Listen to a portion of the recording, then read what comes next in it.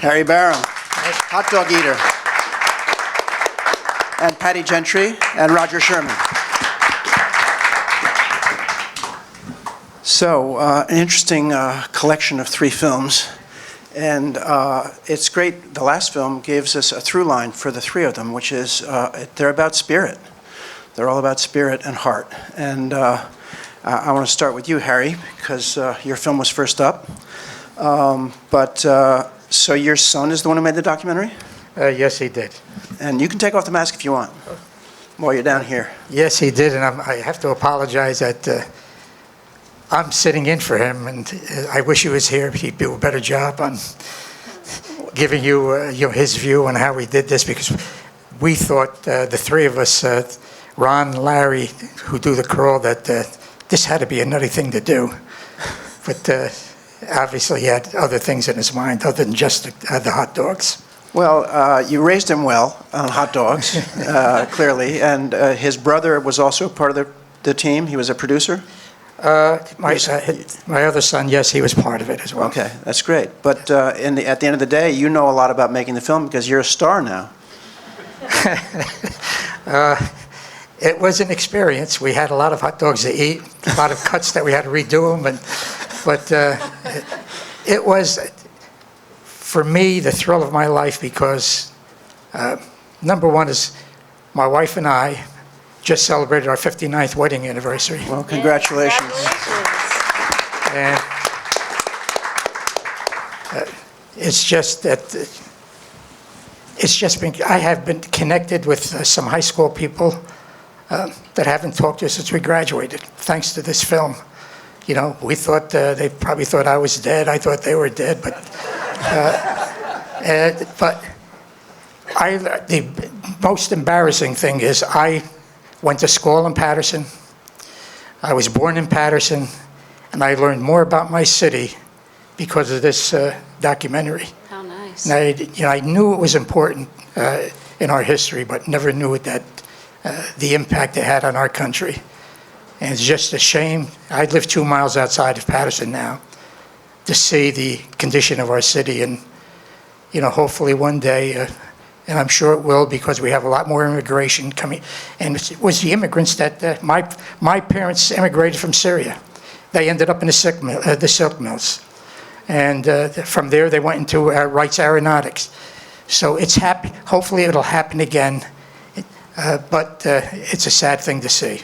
Well, you could see that in the film, but at the same time, you could see that, and you could reconnecting with those people from your youth was a wonderful thing. You got to relive a lot of that stuff and share the history at the same time. But the history of the town is wrapped up in those grills and that kind of bonding between the different communities, and for us to see that, and the very sad part of the decline of it, but that echoes a lot of decline across the country. Yes, it but does. What came through at the end, because of you guys' bonds together, is the resilience of the human spirit around these things, that in spite of the decline, you guys are still there, and you're still connecting with these people that are still running the grills, and the recipe is still a secret. It's it still is, and I don't mean to take up too much time, but just a couple of weeks ago, I had the pleasure once again. You saw the gentleman, Bill Betts. He's 98 now, and he's as sharp as a whistle. And I had breakfast with him. He goes out for his son takes him out for breakfast every week at a diner in Butler, New Jersey, and I learned more about that. He's more than just a hot dog man.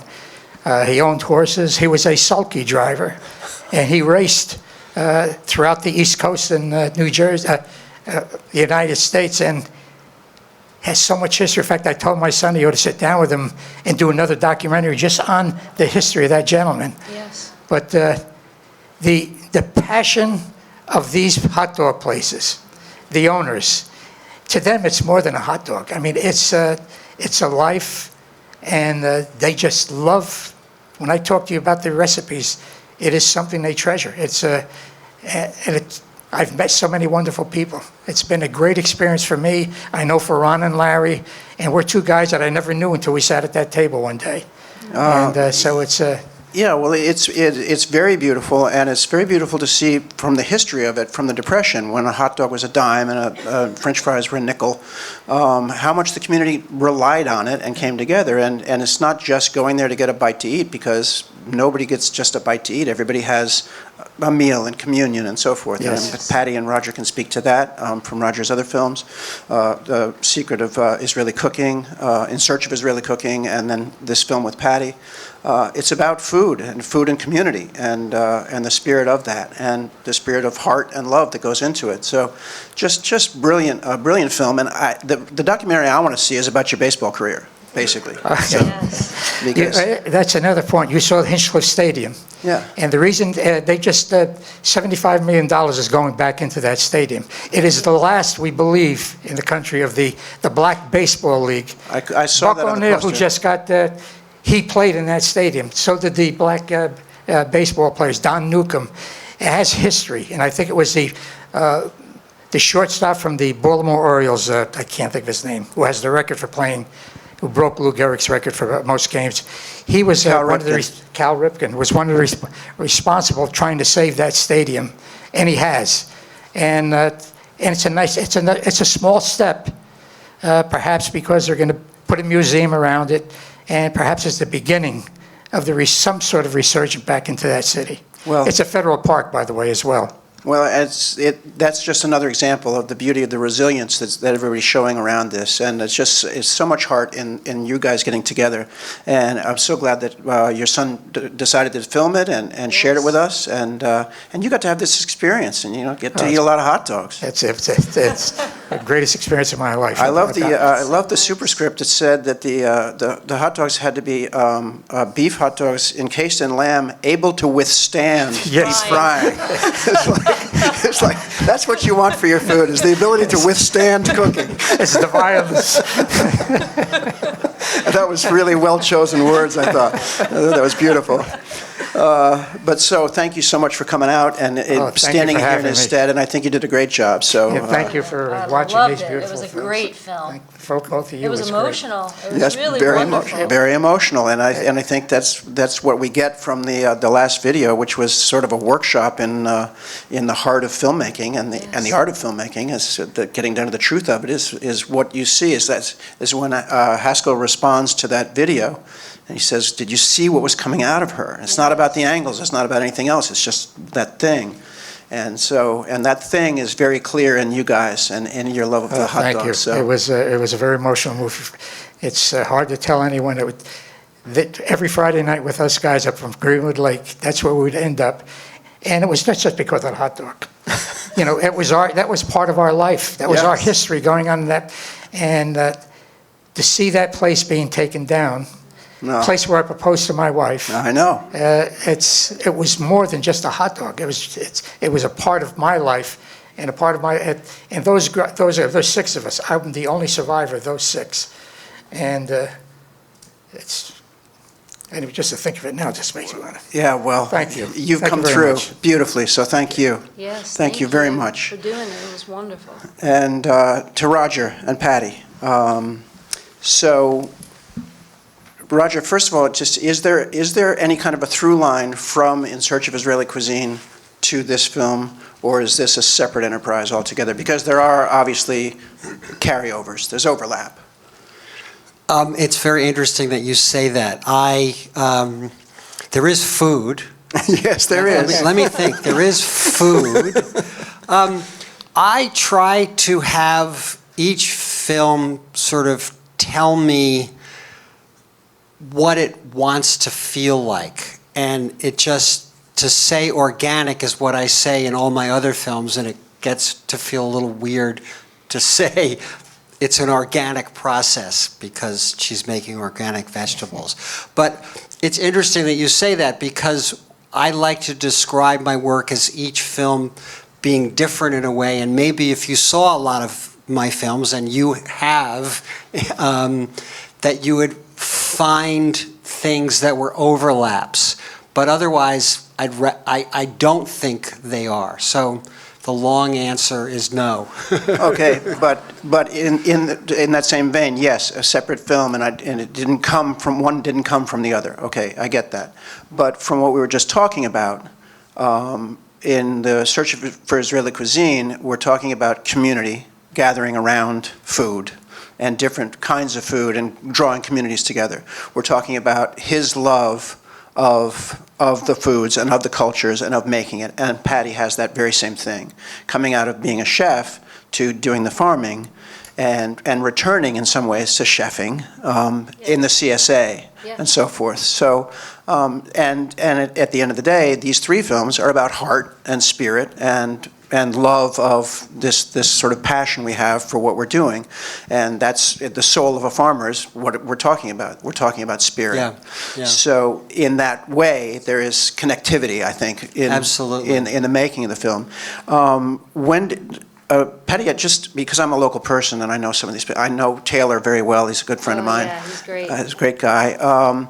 But it said at one point in the film, and I'm not clear on all the history, that your farm was in East Mauritius. Yes. And then, but now it's in Brookhaven. In Brookhaven. Yep. And Isabella's property is it? Sorry. Because she lives in Bellport. Yes. But Yep. the property is elsewhere in Brookhaven. Well, you know, it's a stone's throw. Okay. Where we are in Brookhaven is right on the cusp of the town of Bellport. So, you know, you could walk into town from the farm. It's very And- close. And what's the reason? You said at one time that you'd like to have more land to farm, but then you'd have to farm it differently. And at the end, you're reducing what you're planting, but getting more out of it, being more Yes. efficient and so Yeah. forth. But what's the reason why she's only cleared 3 acres of 30 acres? That's a good question. She has 28 acres altogether, and her intention was to clear 8. But it's a forest that grew up through a military base that was there in the 1920s. So it was almost 100 years untouched. And so it was very emotional to clear that property. She saved all the beautiful specimen trees and took out all the secondary growth and bindweed and all the stuff that kind of happens when something sits there, but also we disturb box turtles and raccoons and the natural habitat of all these things that settled in over almost 100 years. And so when she started to clear, she went with 3 acres instead of the original 8. Okay, and because she's very interested in the animals anyway. Of course, it's just like, it's such an intense feeling to clear a piece of property. I mean, we couldn't see our hands in front of our faces. It was so thickly wooded. And it's just amazing what happens in a relatively short period of time, that there were buildings there, and then 100 years later, it looks as if no one was ever there. Right. But as we started clearing, we found housing foundations and roadways and fountains and all these artifacts. She said it was like Pompeii. She's like, I know we're going to find the bodies very soon. So, you know, and that's the reason why. And it's taken a long time. I referred to the farm as like a trauma victim, because everything's interconnected. We learn more and more that the trees are all connected, the root systems of everything is connected, and the feeling and the trauma of soil that's been disturbed in that manner. But Isabella had the foresight to chip all the trees, to save all the roots that were pulled out and chip them and turn them into compost piles, which a few years later I returned everything back to the area that I'm farming right For your now. organic material. But imagine trying to grow vegetables in what was buildings and things. Yeah. It's Building amazing lots. what you can do. You had some Right. issues. Oh my God, yeah. And you yeah, we talked did. about mending the soil in the beginning and, Yes. and then needing more organic material, so Mm-hmm. you had to develop that. And the question is, because of other films we've been seeing, is the regenerative farming movement and Yes. talking about the connectivity and restoring the soil. Yes. So that's what you're doing now with those 3 acres. It works. Yeah. I refer to it as like, you know, when you're not farming organically and you're using pesticides and herbicides to help you along so you get a product that you can sell, it's like a checking account. It's only good for the moment, and it only has that moment's need in mind. But restorative farming, organic farming, is like putting money in savings, because eventually you have, something to draw from in the future. It builds health, it builds a reserve of biology and minerals in the soil, and it works for you. So, in the short term, I understand the use of chemicals and so forth. Of course, it's very traumatizing to look out there and see your potatoes covered in potato beetles or disease. But that is short-lived. As you transition into a more restorative way of farming, it pays off in spades, not even that far down the road. Yeah. So, well, and having learned everything that you learned about cooking and being a chef, and then deciding that the farming was your calling, how much did you have to learn? Because it's obvious that you know a lot, and people are talking about the learning curve. So Yeah. how steep was that? How much did you oh, have it was to? so steep. I mean, I didn't know what I was doing. I knew that what I wanted to eat. And I always say to people, like, if you like to eat, then you can grow something. Because, like, if you could grow a hot dog, right? You know what you want that hot dog to taste like. You're invested in it from the beginning, and you fantasize about it. That's the thing about farming. It's like, I know what I want a cherry tomato to taste like. So the minute I buy that seed, I'm already eating it in my mind. And then I amend the soil, I plant the plant, and I finally taste the product. And, I know it doesn't, I always say that the gap between my fantasy and my reality gets a little shorter each year, Well, But I feel like if you like to eat, you can grow food. Well, if you're dedicated as you are, but it raises another point, which is referenced in the film, and I get how your perfectionism works for the restaurateurs, and they're willing to pay the higher price because they're getting perfect stuff. Yeah. But for you as a producer, perfectionism, blessing or curse? It's a blessing. Okay. I think because a healthy plant produces beautiful, delicious food. And so that's the goal. The goal is for the plants to have healthy immunities and to be, like, plants look beautiful when they're happy. And then they're getting everything they need. It means that you've encouraged an ecosystem that is promoting healthy growth. And so I feel that perfection, it's good because it drives me to do the right thing for the soil and the plants that it sustains. Well, that's the right answer as far as I can see, and the goods are in the tasting of what you grow, because I've eaten it and I enjoy it a lot. A question I had before you got to the CSA, and I was hoping you'd get to a CSA in your career because I didn't know that was going to happen. Oh, thank God. But I wondered, CSA. and you sort of addressed this when you talk about how restaurants, one week they're busy and they need a lot of food, and the next week they're slow. Yes. Is that what prevents there from being a CSA for restaurants? Could you ever do that? Yes, I would. I have some restaurants that buy a small amount of stuff. Like, I serve a place in Bellport called Copper Beach, which has, it sells clothing and kitchen supplies, and it's like a general store, but it's very, very beautiful, and they have magnificent prepared foods, but they do it as part of this other thing that they do. And so I was talking to the chef about just doing a CSA share for them. And that's not a bad idea.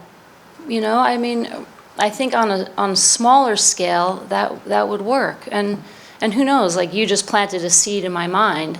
Because the CSA model is so wonderful, it would have to be a restaurant that's flexible with their menu. Exactly. Because